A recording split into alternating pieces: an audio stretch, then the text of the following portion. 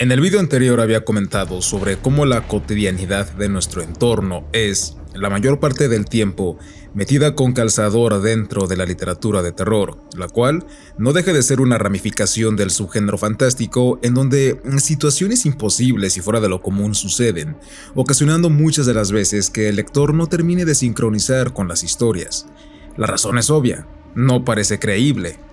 Por muy contradictorio que esto pueda sonar, es importante resaltar que para que un texto fantástico fluya y funcione, sí es necesario lograr que nos sintamos identificados con aquellos sucesos fuera del ordinario para proseguir leyendo.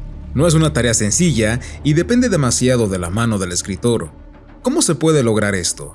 Por medio de los personajes que, al ser tan frágiles como ustedes o yo, se tengan que ver envueltos en esos enigmas y misterios que sobrepasan toda lógica.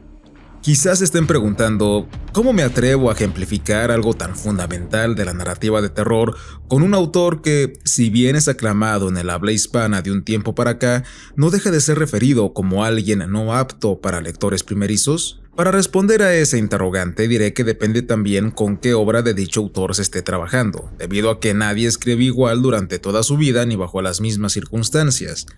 Si bien Thomas Ligotti se dedica en su mayoría a los relatos, en el Gótica 129, Mi trabajo todavía no está acabado, 3 cuentos de horror corporativo, se nos presenta la única novela, o más bien narrativa larga, que su pluma ha dado, Mi trabajo todavía no está acabado, acompañada de otros 2 cuentos que van por la misma línea, Tengo un plan especial para este mundo y La red de las pesadillas.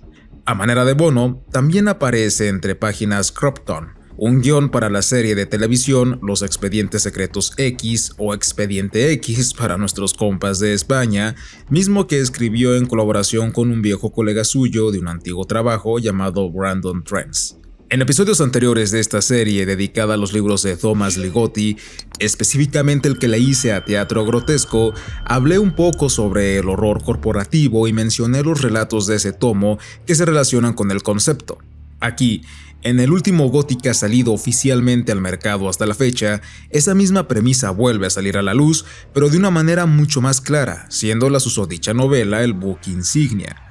El argumento es el siguiente. Frank Dominio, el protagonista, es un asalariado de una gran corporación que ha ascendido a su puesto actual con hartos esfuerzos. Frank es un genio pese a su apariencia de pigmeo y su trastorno obsesivo-compulsivo. Sin embargo, como el mundo está corrupto, sus compañeros de trabajo más próximos y su jefe, todos unos doble cara, intentan aprovecharse de él y robarle un plan que podría hacer más rica la empresa y posicionarlo a él en un mejor puesto. De pronto la calamidad llega y Frank es azotado por la crueldad humana. Sin embargo, su odio es tal que, de alguna manera, logra fusionarse con la oscuridad que reside en toda la existencia, transformándolo en una entidad sobrehumana con el único fin de terminar con aquellos que le hicieron tanto daño. Decir que mi trabajo aún no está acabado se queda con eso sería insultante, debido a que el trasfondo va mucho más allá de una simple historia de venganza empresarial, como las que solemos ver o escuchar en Conciliación y Arbitraje o con Betty la Fea.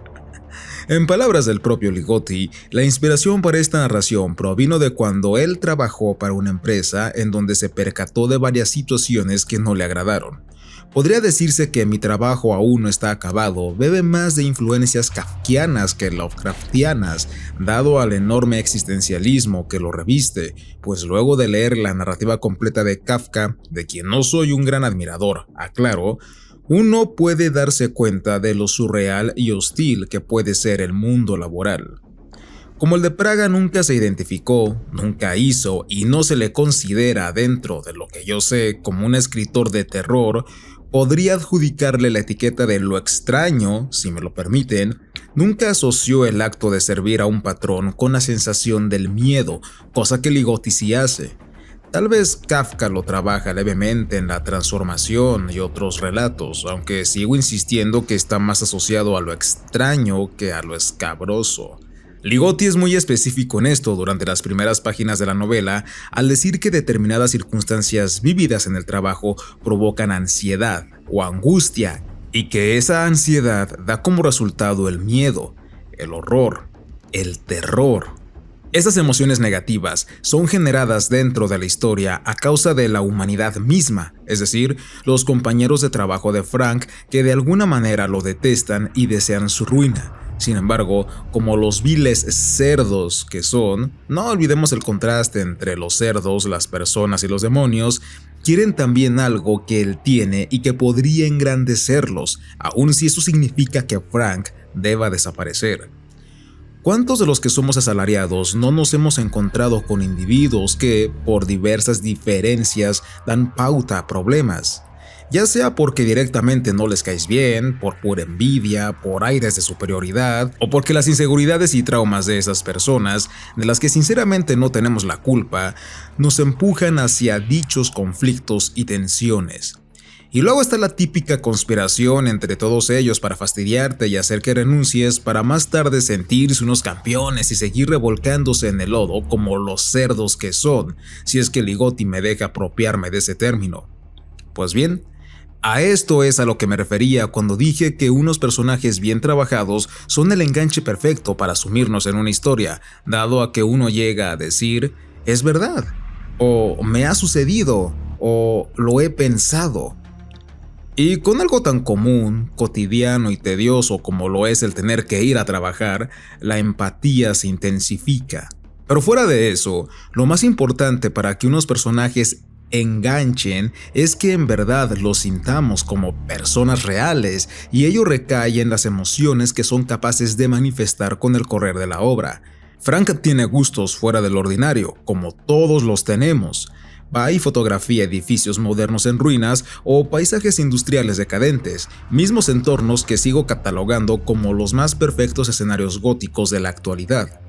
Aquello le genera un sentimiento de muerte, desolación y vacío porque le dan paz y placer. También está el otro extremo, ya que una vez que es obligado a firmar su renuncia dada la confabulación en su contra, ¿cuántas veces no hemos visto eso en un trabajo?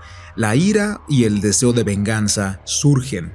No obstante, a diferencia de la intensa mayoría, Dominio logra manifestar esos deseos de una manera tan intensa que se funde con ese algo que está dentro de toda la creación, que no es otra cosa que la misma oscuridad. A partir de aquí se empezará a relatar las formas gráficas y morbosas que Frank utiliza para vengarse de aquellos que lo hirieron, valiéndose de su estado superior y de ser uno con la oscuridad. No es un fantasma, no es un diablo, es el dios de la venganza. Y más de uno se volverá a sentir identificado, dado a que todos hemos experimentado ese deseo de hacerle pagar con sangre a los que nos causaron un gran daño, sobre todo a los que nos llegaron a destrozar el alma.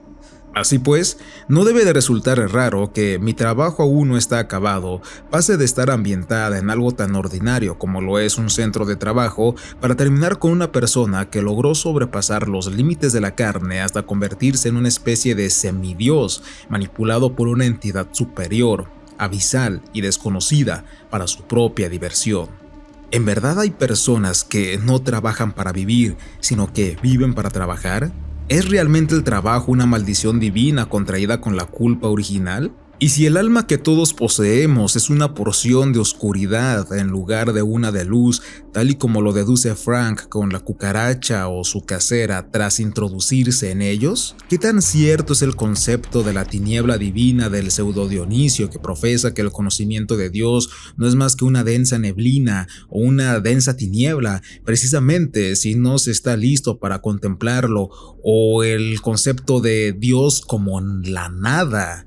Es muy imaginativo que Ligotti nos transporte de una premisa inmanente y común a una trascendente y cósmica, sin olvidar todo lo que le rodea. La diferencia podría estar en que él, para construir esta novela, se apoye de su propia experiencia de vida, combinándola con su retorcida imaginación y saberes ocultos. Ya no es un secreto ese dato desde que Alberto Ávila Salazar me dijo que le interesaban algunos autores de Aurora Dorada Ediciones. A todo eso habrá que sumarle que la historia se cuenta de una manera clara y sólida, siendo uno de los textos de Ligotti más fáciles de seguirle el paso. De una manera un tanto más breve, Tengo un plan especial para este mundo nos habla de una empresa situada en una ciudad conocida como Ciudad del Crimen, pero que tras el establecimiento de dicha multinacional todo es maquillado y pasa a llamarse Ciudad Dorada. El espíritu maligno de la ciudad no es que no se haya ido con el llegar de la empresa, sino que mutó en la corporación para seguir generando el mal de una forma más sutil. Su presidente no es otro que la propia esencia que se mueve y manipula a todos desde las bambalinas bajo una forma incorpórea y desconocida. Eso sí, tal vez estén pensando que la muerte de los 7 ejecutivos que se menciona al principio tiene algo que ver con la novela previa. Tranquilos, pues se tratan de historias distintas. La Red de Pesadillas es el más alegórico y menos tradicional de los 3 relatos, debido a que Ligotti vuelve con fuerza a utilizar su habitual simbolismo para narrarnos la historia. Para no confundirlos más de lo debido, diré que el elemento central que se viene manejando en las otras 2 historias vuelve a recordarse aquí. Tanto en La Red de Pesadillas como en Tengo un plan especial para este mundo, vuelve a atenuarse la variable que se miró en los cuentos de horror corporativo de teatro grotesco, aquellas empresas malignas que desean dominar el mundo, que trabajan en las sombras y que gobiernan amplios territorios a placer. Por último, pero no menos importante, está Krypton, el guión para X-Files que Ligotti y su amigo escribieron a manera de experimento. Ciertamente es algo disfrutable de leer, puesto que esta serie de televisión a todos nos llegó en su momento durante la década de los 90. A mí me gustaba verla de niño en Fox junto con otras series de la talla de Buffy. Para mí el cierre de esta serie televisiva fue antes de las temporadas más recientes. Sinceramente me gusta quedarme con ese recuerdo de mi niñez y no mancharlo con todo lo que salió después. Ver entonces lo que Brandon y Ligotti podrían haber aportado al programa es interesante, debido a que lograron respetar la personalidad de los protagonistas y su manera de resolver los misterios. El caso involucra a un mago circense y su participación en el asesinato de un agente del FBI.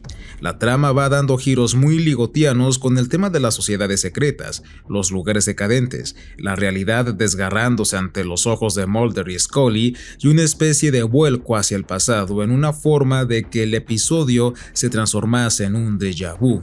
En conclusión, mi trabajo todavía no está acabado. 3 cuentos de horror corporativo va mucho más allá que el simple cliché de las corporaciones malignas, debido a que sabe involucrar de una manera muy acertada todo lo que nos rodea, puesto que no es algo para nada ajeno a nosotros.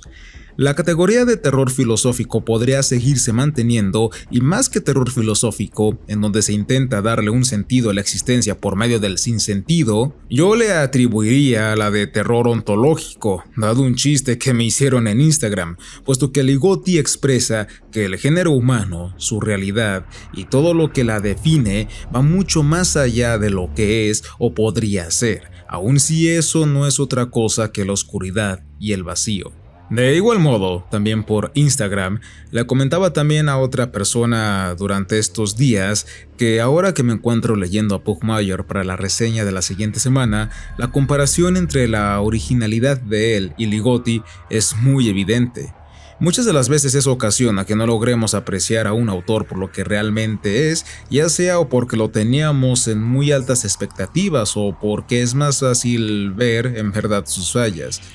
Pero de él ya hablaré en la próxima semana. Amigos, eso ha sido todo por el momento, ha sido un placer el haber estado aquí con ustedes. Recuerden que pueden apoyar al canal mediante nuestro enlace de PayPal. Eso ha sido todo, nos vemos y hasta la próxima.